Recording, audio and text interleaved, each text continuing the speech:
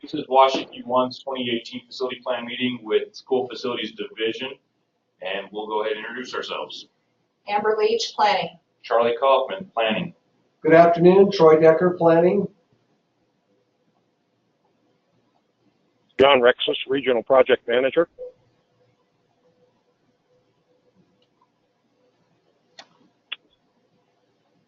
District, go ahead. We're on now. This is Jack Stott, Business Manager in the district. David Nicholas, Superintendent. And we'd anticipate Bob Michaels will join us shortly, but he's not here right at the moment. Very good. All right, we'll wait out for him when he gets here. All right, so real quick, we're going to go ahead and jump to security because we have John on the road right now, and we do not know how long his signal will go. So we will go ahead and take care of that right now. John, go ahead. Okay, David and Jack, did Ken or Norton ever get a chance to get up there and kind of go through the security process and your projects that you have with you? Well, we maybe went to a meeting with him one time down in Thermopolis. Okay.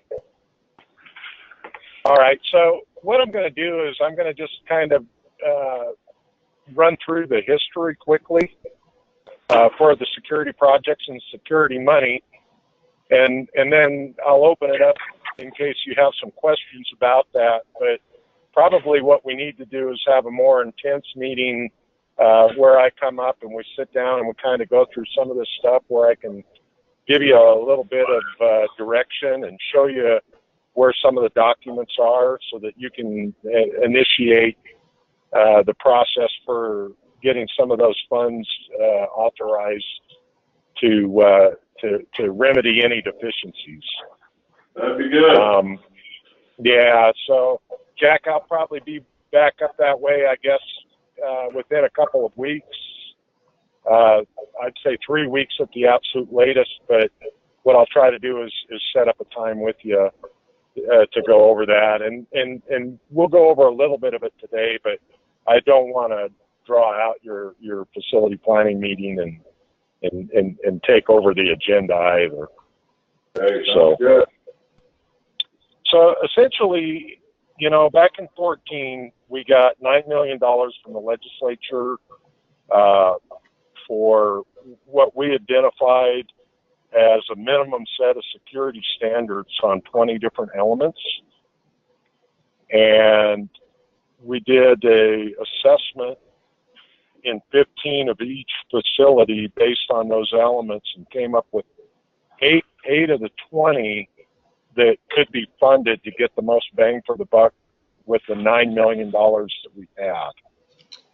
And so there's no real prioritization of those 20 different elements. We feel like they're all very important, but with that $9 million, this was the way we could address most of those elements out of the gate. So that's how we determined which elements we'd be doing. Like I said, it really had nothing to do with this particular element being more important or more critical.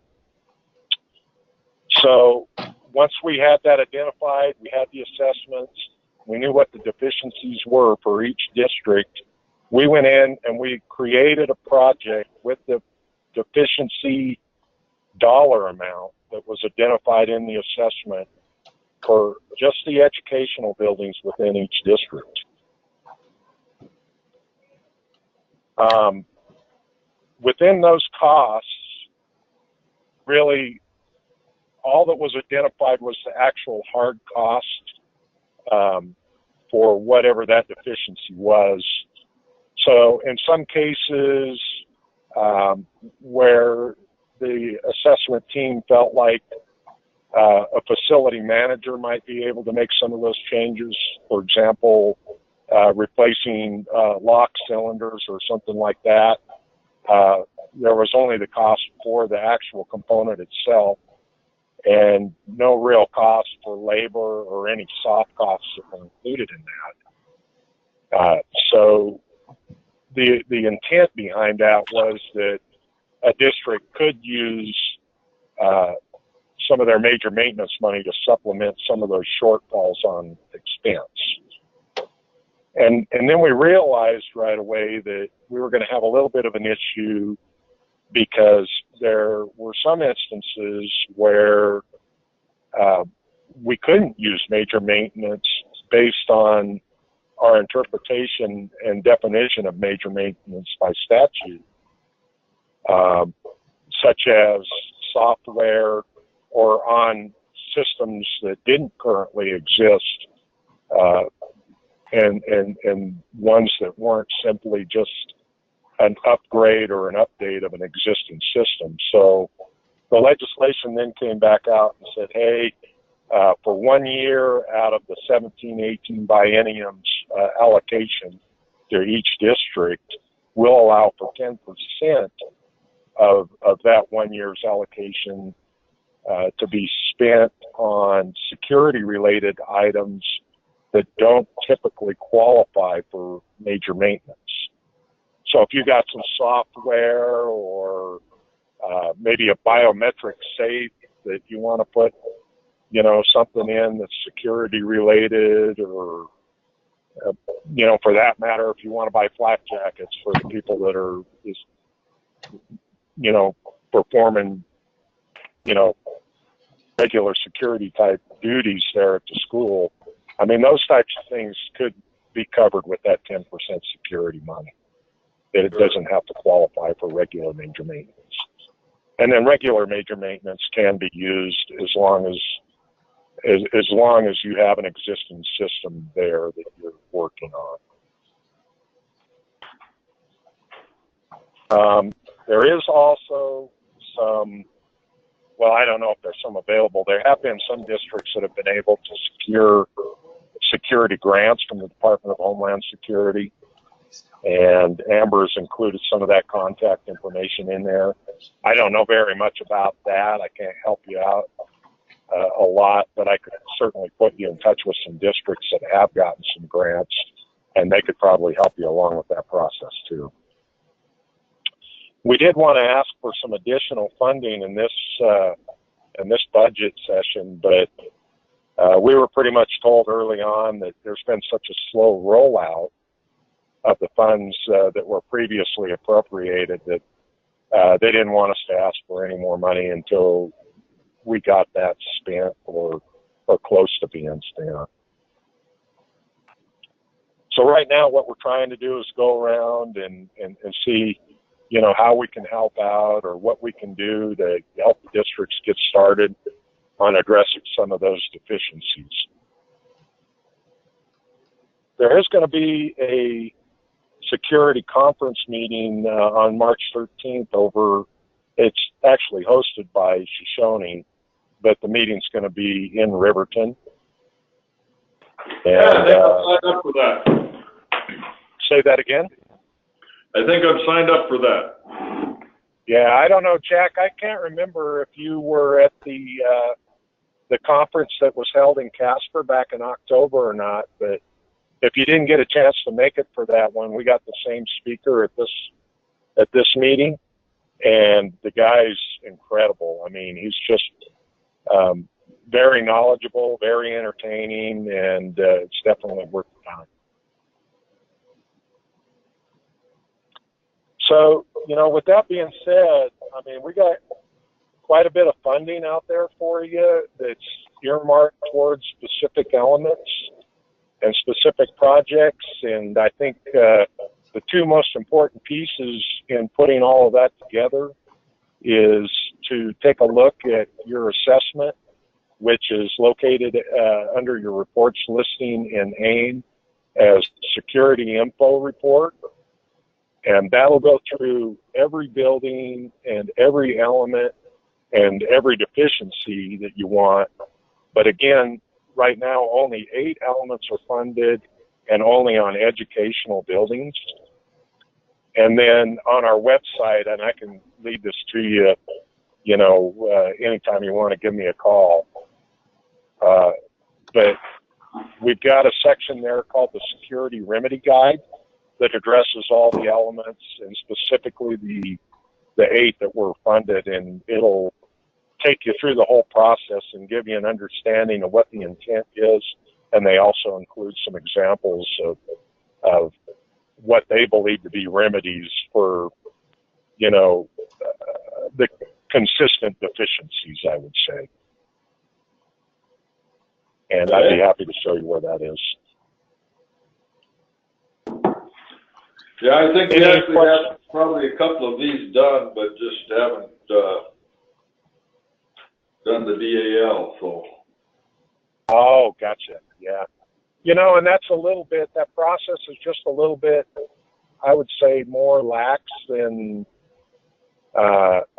what our typical capital construction authorization letters entail.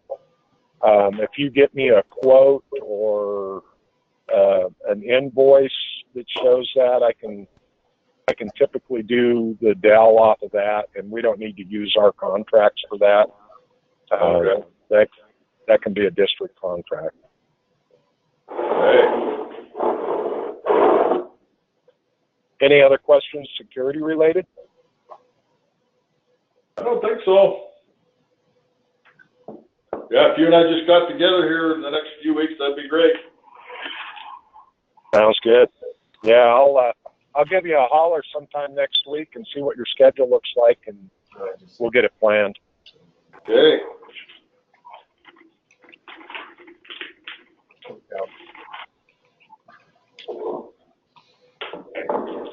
So thank you, John. So we're going to go ahead and go back up to the beginning, oddly enough, and we'll continue from there. Thank you for basically doing all the background work here and verifying these tracts and deeds. You have checked that you've verified them, that everything looks correct for you. And same thing for leases. You have verified leases with Amber, and that's really hard to see right there. But just basically, K-12, what is that?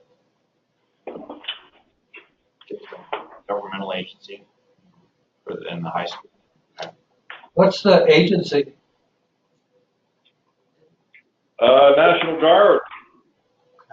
Oh, Can you go in there and do you want to go go? clarity that? Can you go in your spreadsheet and put National Guard in? So, You know what I'm saying? yeah, because they have the National Guard. What is it called? Jeez.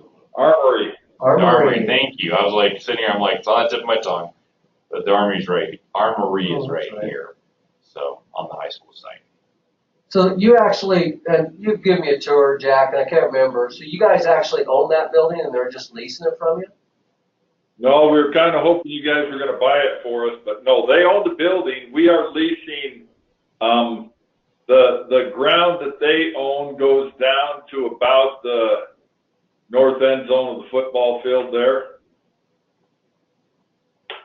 and then straight across to the road, a little lower than that, just north end of the green grass on the football. Oh no, the high school football field. Okay. And then from that fence line, which is just behind those bleachers, it heads straight east. Okay. All right, so they're leasing the land. We are leasing the land from them. Oh, I see. I got it. Right. Listen. Correct. Got it. Well, how much grass do you need? They the only grass I want is our grass and the grass next to it.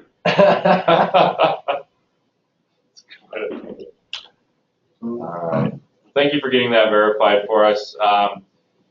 Then we got the land leases verified with Amber.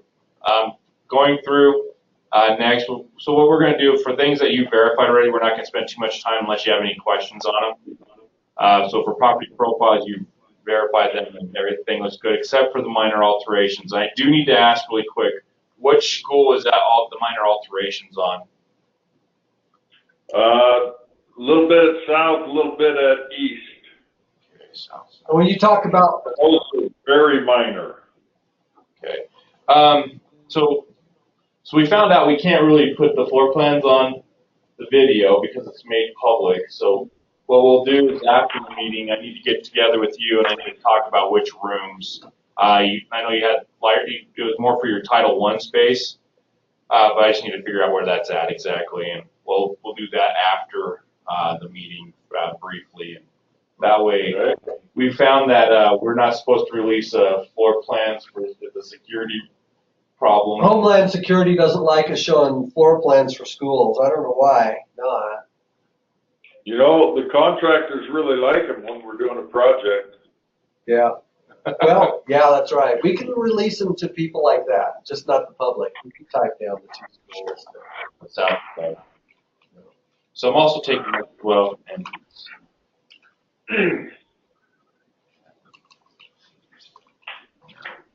Well, ours are secure. You'd have to go to a plan house and pay them $25 to get a copy of all our floor plans.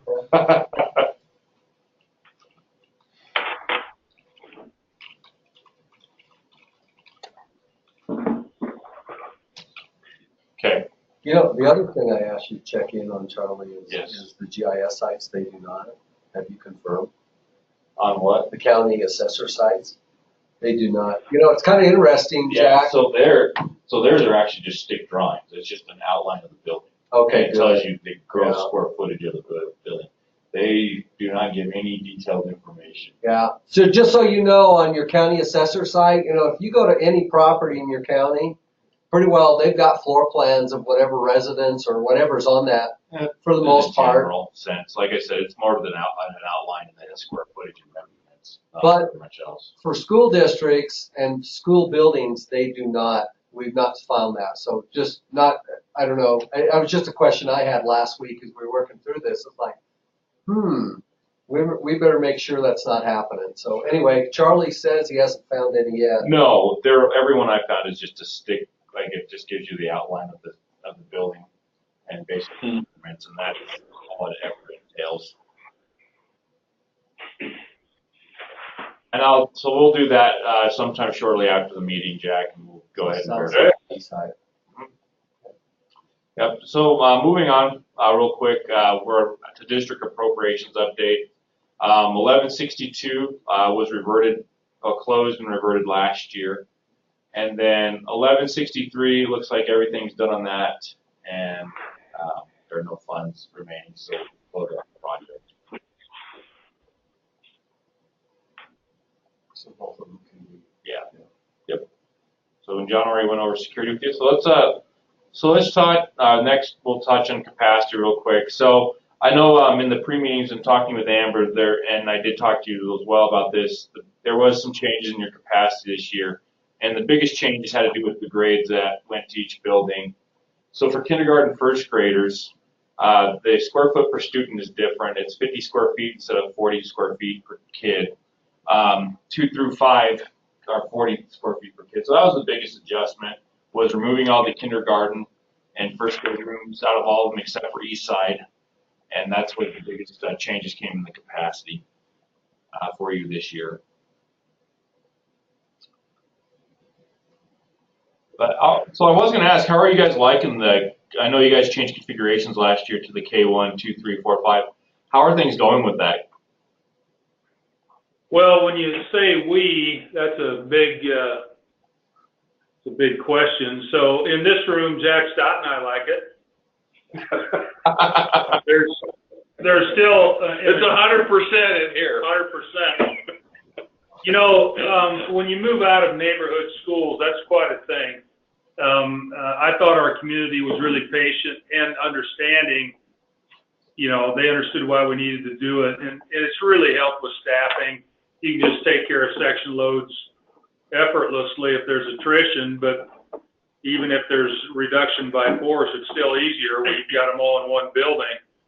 So for management, and then also I'll tell you for curriculum delivery, it's better. We can get our teachers together and work through curriculum changes and professional development. There's really no downside other than your 5th grade kid can't watch your 1st grade kid, you know, in the family. Right, and yeah, I bet that does that can be a little disconcerting for some families, and I can see that. But probably overall, it's gone about as good as it could possibly have gone. Smooth. Yeah, we haven't Yeah, definitely. For some configuration changes, we hear a lot about them, and others we don't hear hardly anything about. So, and yours was on that end of things. We didn't hear anything on our end. So, you know, you look at West Side, Mm-hmm. and so here's the curious thing. West Side and East Side are about the same size of building. I think West Side's bigger by what, maybe 1,000 square feet, 1,500 square feet, something like that. Okay. And I have bigger students in West Side, and yet you have it down as a higher building capacity. So, no, that's actually a fantastic question. So, It wasn't a question, it was an accusation, buddy. no, it's a great question. I I'm think not- that's where you're I think raising it's all your football players. You know, I think it's a great question. And so basically, Jack, one of the things we need to do this summer with your buildings, I know we did have a change, and doing capacity for your buildings, there was some assumptions that we had to make in terms of your classrooms. But what I would like to do is I would like to send you these. I sent you those update forms a while back, didn't I? To update spacing. You know, I'd have to double check on that. If I didn't, I will send them to you. But basically, as you know, for our methodology, it's actually the teaching stations that drive the capacity.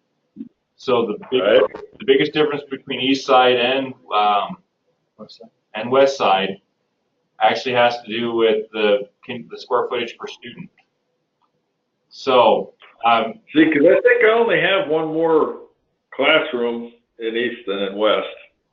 I might have a couple more as I divvied a couple things up, but you know, to have it down, we probably do need to review that because it doesn't have 100 student more capacity than so what we need to do then is so we'll explain a couple things and then we'll talk about that a little bit more. So anyways, per our methodology, what we do is kindergarten and first grade students drive 50 square feet.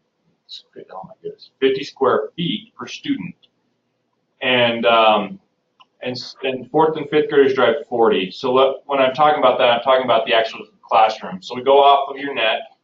Vice versa, right? 40 and 50. I'm sorry, say that again. Fourth and fifth graders take 50 square feet. Kindergartners and first graders take 40, right? Flip that. Kindergartners and first graders are 50. Fourth and fifth graders are 40. Just remember, Really? kindergartners are they're squirrely, so they have to be able to move around more. Okay. Yeah, but anyways, that's how we do that. So we take the net of each classroom and we divide that by 50 for the kindergartners. That's one of the big differences. So, for example, in a room that's 900 square feet in a fourth, fifth grade, it drives about 23 students. In kindergarten, first grade, it drives 18. So that's a 5 student difference just on that. So it's not a difference in classroom size, it's a difference in the divisor. Correct. Okay. So this is, for example, we gotta change that. For something got hung up in the system, but it should be a K1 there. So I'll make that. I need to make sure I make that change. But anyway, so what happens is that going through here, we go through and we go by the actual classrooms. In the elementary school, the only thing that drive capacity are just classrooms. Sure. All right, let's look at West Side. Okay. All right, and I'll go to West Side really quick for you. And then just for you guys to know, and I think I'm going to try to protect Charlie just a little bit during the next couple months here, but starting late spring, early summer, he's going to be sending out location reports to all the school districts. This is called the location report you're looking at. And then he'll create a column next to probably the use. There'll be a column to the right-hand side of use. And he'll ask you to update. So if you have any changes in usage, you guys will be able to, we were thinking maybe a drop-down menu. Right. And you could choose what, because you could have 5 million different descriptors from different districts, so we have very selective. These use codes or categories are selective in that they're restricted in their, in their designation of that space. So then you guys can then update those and then send it back in. So by the end of summer or so, or early fall this year, we'll have these updated across the state, and that can affect, as you update, it can affect your capacity if you change usage of certain rooms. Correct. Thank you for putting that into words a little better than I could. So basically, when you're looking here, Jack, so you see like your fifth graders, that example I gave of the 900 square feet per classroom, you see right here, 899 drives 22. Sure. And so with their kindergarten, first graders, that only drives 17. So that is the biggest difference between the two schools. All right. So more for your information. That way, there's no miscommunication on our end how we do it. This is very much how we do it, and that way I know we get this question a lot. The buildings are the same. It just depends on what grades the kids you have in there, and that's really the biggest difference. Okay. So thanks for the question. That's always good for me to have to explain that, and make sure that we communicate clearly on all ends about how we do everything. And so let's talk about your enrollment projections really quick here, and look how things are going in your district. As I always laugh a little bit when I see these are computations that are based off of a trend for the last few years. And no, we don't believe you're going to go to 900 students.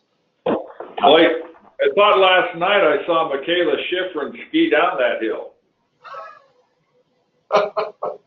That's a pretty, no. Hey, how did she do, by the way? Gold. Really? Oh, yeah. Oh, that girl's pretty hyper. Yeah. But yeah, well, that's good. I decided not to stay up and watch that.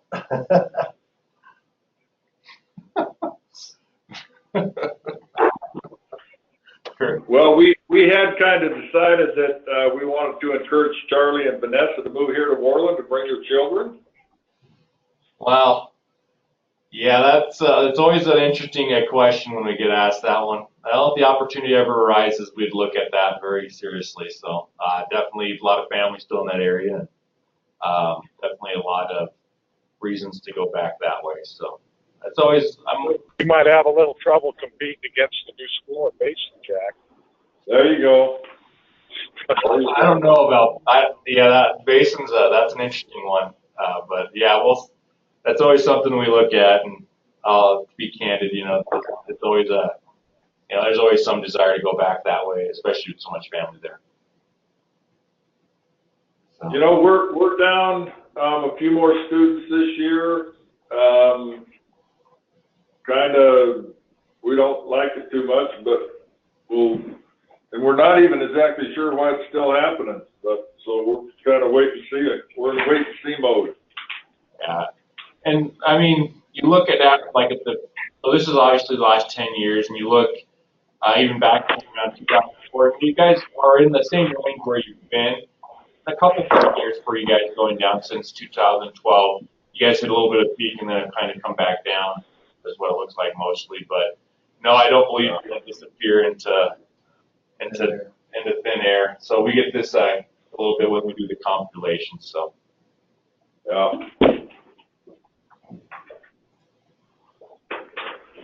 Very good. Anyways, so moving on real quick. We're looking at the statewide list. We do this for information for everybody. So for our policy 2013-20, we organize the high capacity priorities for high, medium, and low. High is above 100%, medium between 95 and 100, and then low is between 90 and 95%. And so currently right now we don't really get too worried until about the medium priority area. Looking at, like, for example, Albany 1 in Laramie there, the junior high, we've actually done a planning study there, and we're now just monitoring their enrollment. And Rock Springs, we're currently doing a planning study, looking at some intermediate options for their high school, trying to help them with their capacity issues there. And then Lincoln, too, and Afton and Osmond were just more than anything trying to figure out some ways to help them with theirs, and some we would have a lot of internal discussions on what to do next with them. And so, just more for your information, and some look around the state for us. Hey, by the way, Jack, JC's my second favorite business manager in the state. There you go, buddy. Yeah, I guess you could probably guess who my favorite one is. Oh yeah, we don't want to talk about that too much. Okay. Very good. All right, so this next piece actually is so one of the questions that I get consistently during the year is what are the main drivers of the major maintenance calculation? How do those figure into everything? So this year we wanted to show that in illustration form, what we do. So your biggest drivers, as you know, in major maintenance are your ADM and the allowable square footage that is driven off your ADM. And this is from last year's calculation. And I do appreciate your comment there, that they don't have any good ideas how to shrink existing buildings. So in your case is that, so there's a couple of things that this says. So one, that you're getting paid for 262,000 square feet when you have 359,000 square feet. And one of the things we look at as a department is how we're going to close the gap on that, because this is, you're not alone in this problem. There's the gap that we have there statewide. And then two, it says that, your buildings aren't quite as full as they used to be or as they're sized to be, and, for various reasons. So for example, back in the bond days, different design standards, you sized the buildings for future growth. For your middle school, we sized that. How was that sized actually? That was one of the first ones, wasn't it, in 2004? I don't know, Jack. I don't know if that went through the what did they call it before school facility commission was created? We were a pipeline district. Pipeline, that's right. Pipeline school. So that was a pipeline school. So Yeah. it was just different. It's just different Yeah. completely. Yeah, typically for our newer schools, we do size the buildings 5 years past substantial completion for anticipated growth.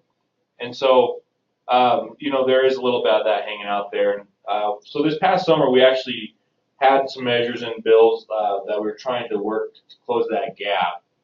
And a couple of the items did get through, and we'll talk about those here coming on close. But that's mostly what we wanted to do, is illustrate what was going on with the major maintenance calculations.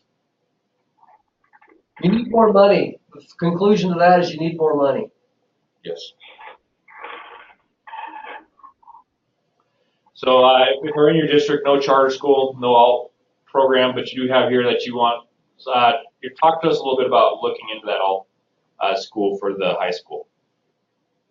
We're, we have in the high school, we're working on, in just one of the rooms that we have there, we're doing some online stuff and just some different ways with a few students, kind of just working our way through it, seeing how we can help some of these students who are maybe a little less than traditional, a little different than traditional.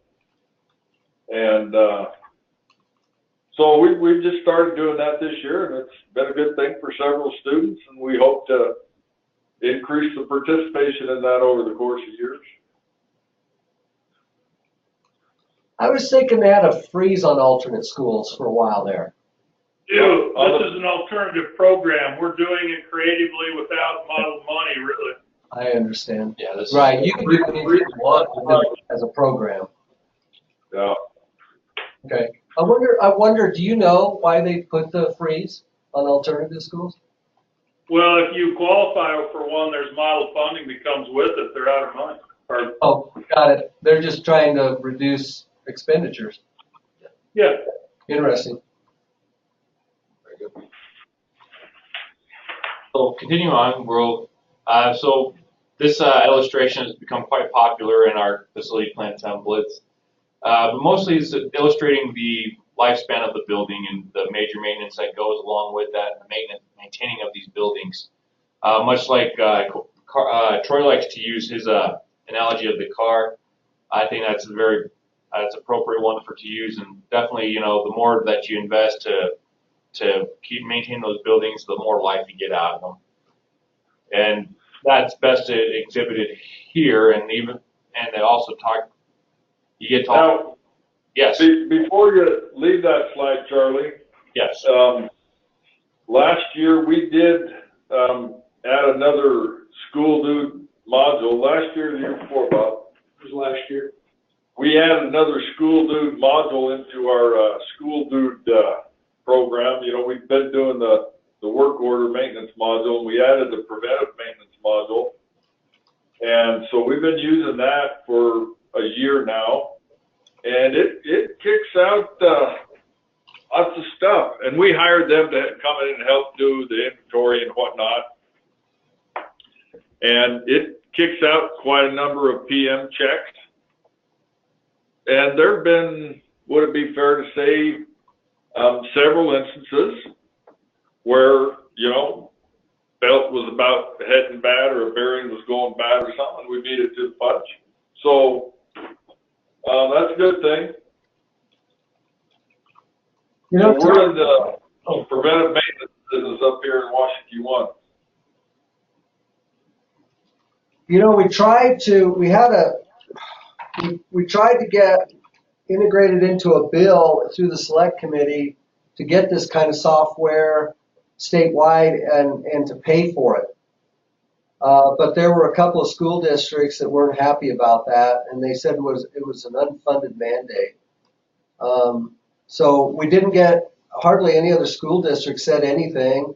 They just said a couple of school districts came forward in the select committee, and they just squashed that one. And so I don't know. So we were trying to help districts in providing basically the annual costs of that kind of a software system. Well, we'll let you do that. Well, we would have loved, you should have been there. We should have invited you, and you should have said something like that. So two school districts out of 48 said we don't want it, and they threw the entire budgetary recommendation out. So maybe next time we can have a little bit of different strategy, because we wouldn't mind at all helping you guys financially pay for this stuff, but obviously it has to come, it has to be funded, and so anyway, something to think about in the future. Sure. Yeah, absolutely. And so basically where we're at right now, this is the first page of the statewide facility condition index, and just gives an eye view of what's going on in the state. So everything that above a 0.4 was at some point addressed in the budget this year, looking to try to find ways to extend the life of those buildings. This top one here, Fort McKenzie, has actually been sold recently, and so it's no longer owned by Sheridan 2. So looking at your buildings, what this translates is that, as you know, FCI scores are based off of the amount of deferred maintenance over your current replacement value.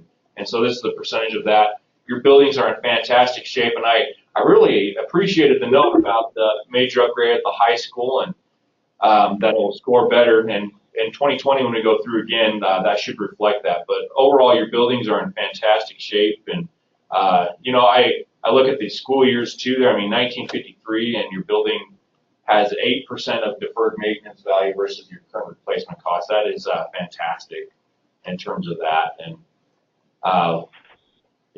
overall, very good scores for your district and very low deferred maintenance values in there. And it sounds like what you're talking about with school due to that, it helps out in that, and that you're able to take care of this on the preventative maintenance side too. Hey, on your school dude, do you guys have an app that goes along with smartphones, or is it more just, okay, good, that's working well for you? Yes. Okay, next time I'm through there, I might stop by and have you give me a little bit of tutorial. I used to use School Dude back in the day when I was a facilities manager for a district, but they didn't have that yet, so I might stop by and talk with you and have you demonstrate that to me. Okay. Thank you. Bob's the resident expert on that. Very good. So I mean, overall, very good work on the buildings, and your buildings are in fantastic shape. So again, always good to see that. Hey, one other quick question. Sorry, I'm kind of derailing, but on that school, dude, do they give you comparability with other districts similar to your size or national, or do they give you any comparisons of how you take care of your buildings compared with regard to deferred maintenance and other districts similar to your size maybe, or geographic location or something like that? They do, and sometimes it's embarrassing. Oh, really? Are you shaming them? Is that what you're saying? Well, turnaround time on maintenance requests, that type of stuff, sometimes your response time isn't what you'd want it to be. I gotcha. Kicking it. Okay, thank you. Oh my, yeah. So anyway, that The report 680, that report, the dashboard, misspells Right. maintenance. misspelled maintenance. That's interesting that we do that. Okay. We'd never caught that before. So anyways, Jack, thank you for reporting your 680s. This is just the balances that were reported from June 30th of this last year. And then this graph here is the expenditures from not last summer, but the summer before. So ending in fiscal year 17. So just more of where you guys are at in your priorities of systems. We do have major maintenance information that we have back to 2007, and next year, I think in talking with Troy and Brandon, we're going to look to do an overall building priority or maintenance priority system for all 10 years, and then showing what that would be. But obviously the summer before, big into your central plant cooling. Yeah, that was the entire HVAC overhaul. So we're better all the way, cooling, heating, and everything. That was at the high school? Yep. I remember correct? Yes. Okay. Yeah, and this is just a numerical breakdown of that, and then a per building breakdown. So then you see that right there, Worland High School.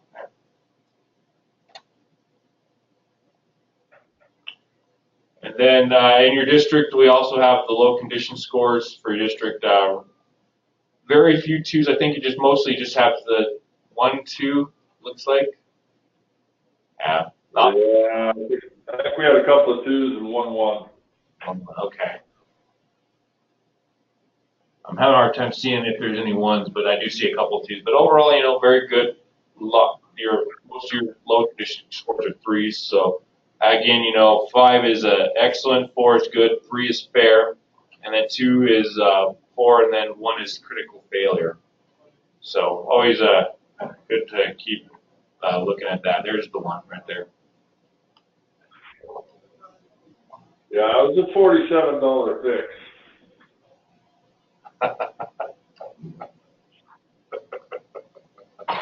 That's pretty good, actually. Whenever people ask us where they get these deferred maintenance values, they come out of a national model that's used that they use the average of those cost models that's used nationwide. So that's where the values come from. He's I talking. like that. Those 1s and 2s, we got those whipped into shape. And Yeah, we were laughing. The 1, he said it was a $47 fix. Yeah. Oh, which one's that? The control lens, right, at the ag lab. Interesting. So we got a pretty good chunk of Hey, so looking at those, I just left to tell JJ had a misspelling in his report, poor guy. So you do have, you guys are doing well, but you have a bunch of 3s that are kind of moving toward 2s, and you're aware of that, I'm sure. And then, Jack, you're familiar too with, I don't know what your major maintenance balance is. Have you gone through that yet? We're not quite there. We're just okay. We're right there. So you're looking pretty healthy right now, but just know if you do get into those, a roof or something that's, I don't know, $1.2 million to, I don't know if you have a school that big, but something that's significant. Hundreds upon hundreds upon hundreds of thousands of dollars. We've got that component level funding that could be available to you as well. And I know you're aware of that, but I just want to continue to remind you of that. And I know you guys got about 2.5 as of this coming July 1, give or take. But If everything, yeah, if everything pans out. But anyway, just a reminder that there's other opportunities there. But you would probably, obviously your major maintenance is the first line of defense, and certainly as you go along, if you don't have enough, there's that other opportunity. Yeah, we have probably $1 million worth of projects we're opening bids on next Wednesday. Oh, wow. Oh, wow. Good. Yeah, that's a hell of a load. So, Renovating the family and consumer science room at the high school, upgrading the surveillance system in all 5 schools, and then we're upgrading, the envelope on our education resource center. Your consumer science, you also buy new equipment in there as well? Yes. Oh, good. Yeah, we're bringing it out of the 60s. Putting a new outfit on Betty Crocker. I don't know. By now, it's probably back to the mid-'60s look, the way fashion is. Yeah. that's another subject matter entirely. Okay. All right, so these, thank you for getting these work orders in and cleaned up and working with Amber to do that. It helps us get an idea of where you're looking to work at in the next little bit. And then making sure that we continue to keep the books clean for our system and make sure we keep everything cleaned up. So appreciate Amber to do that and go over that. So I know Troy talked a little bit about this with component projects, but as always, know that the process is open until September 15th. If you do have anything that you see on there that you would need that would be hundreds of thousands of dollars, you're always free to do that. We do have training materials on our website, and again, that process is open until September 15th. And for more than anything, though, we want to talk about the 16 that are going through right now in our budget bill. So 1 through 16 are currently in the bill, has not been taken out yet. So hopefully these survive and we can get a second year of funding. Last year we were able to get $21 million worth of component funding from the legislature, and that did a lot of good among law districts, and definitely is a way to help bridge the gap for major maintenance. And this is one of the ways we look to bridge that gap.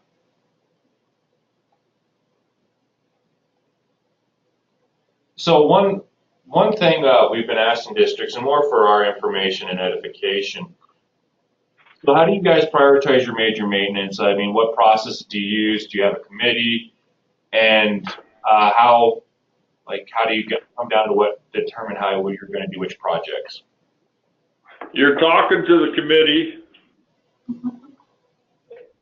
Very Committee of one.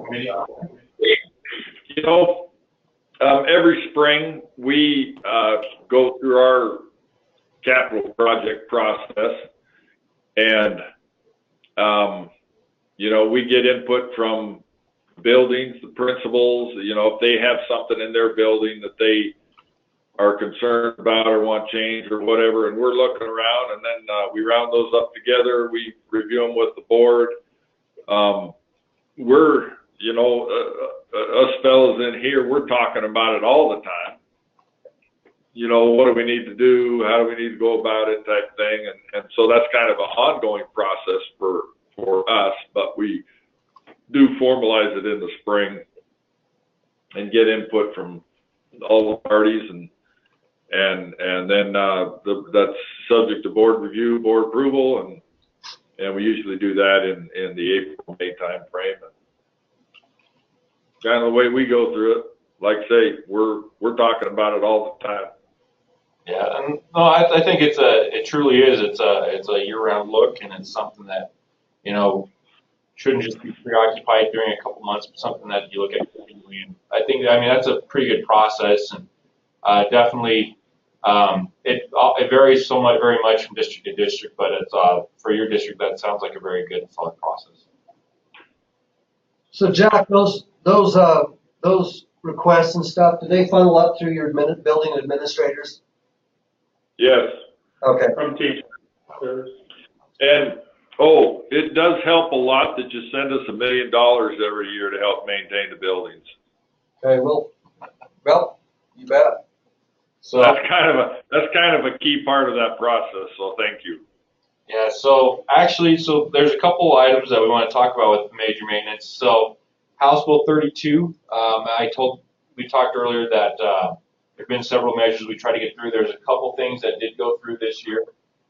This year, because the RS means numbers jumped up about $23 a square foot, we ended up asking for $26 million more dollars from the legislature to fund for major maintenance for this biennium.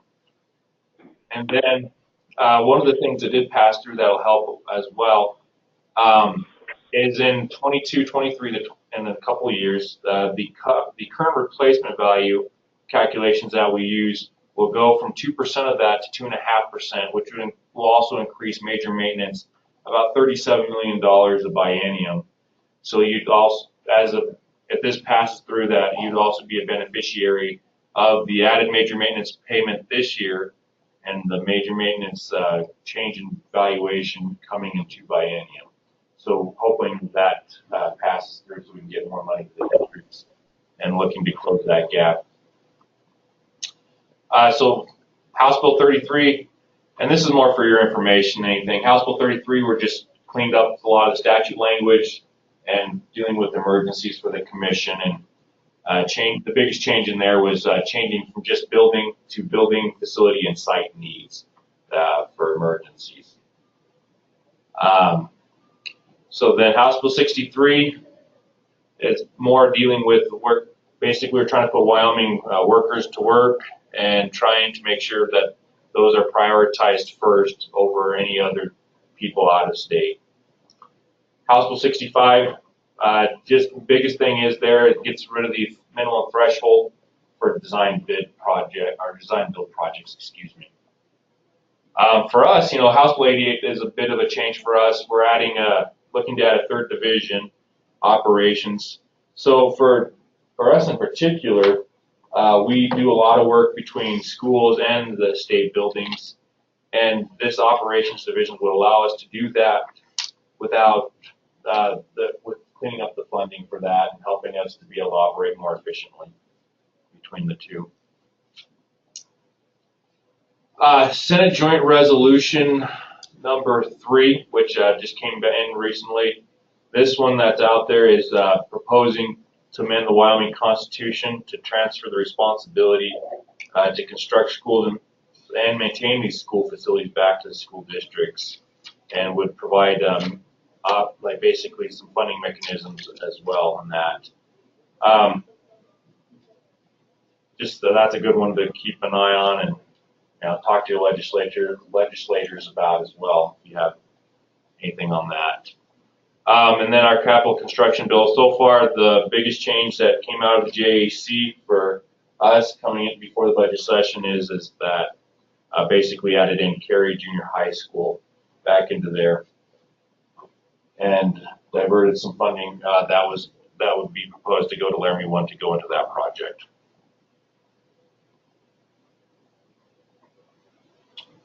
All right, yeah, I get to do all the talking to this, kind of fun. So basically now coming up on this supplemental budget request, there is a bit of a change for us as a department.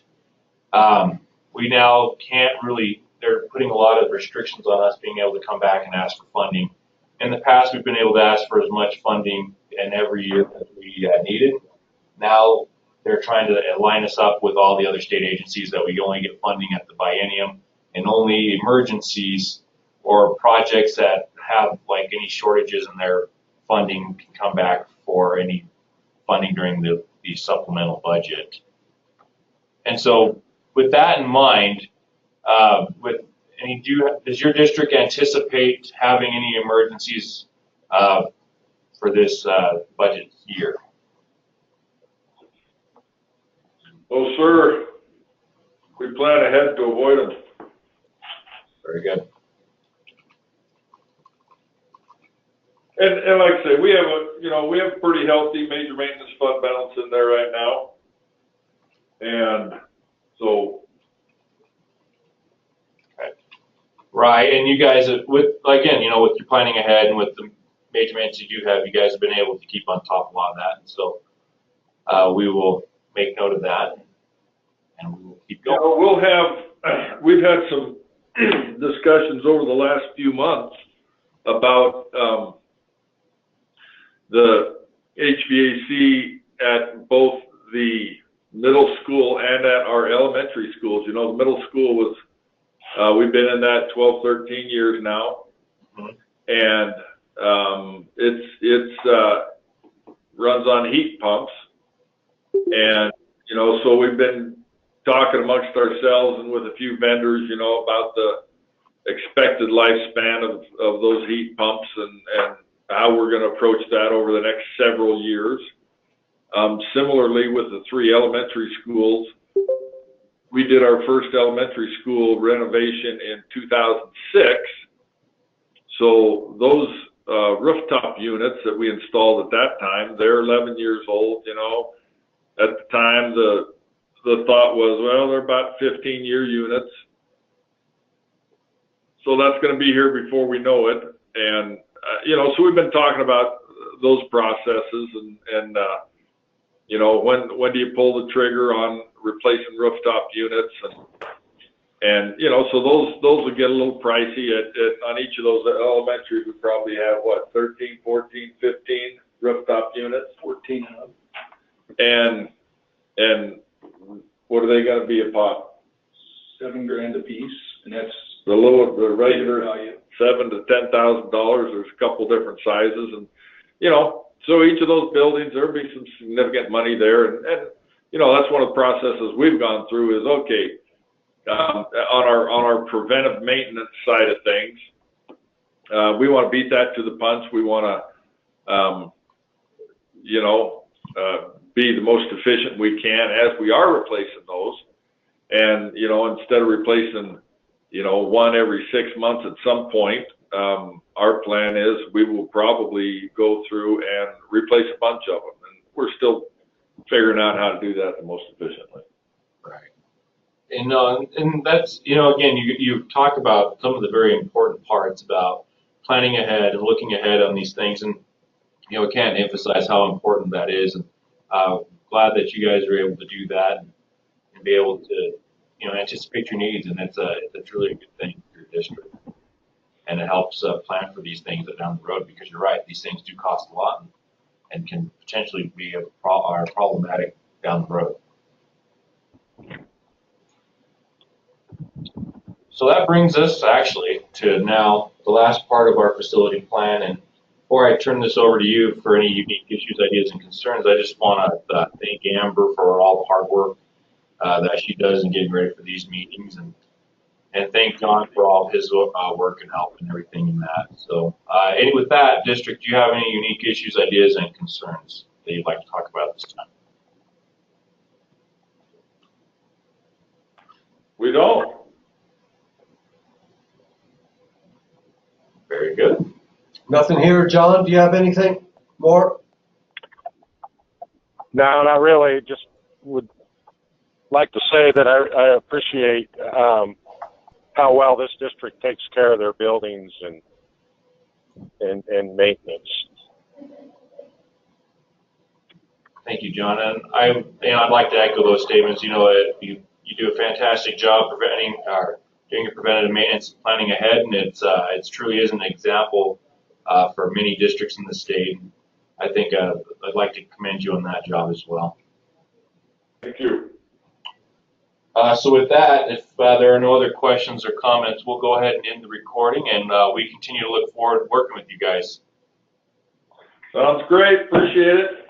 Take care, guys. Thank you. Take care. Yep. Bye. All right, bye.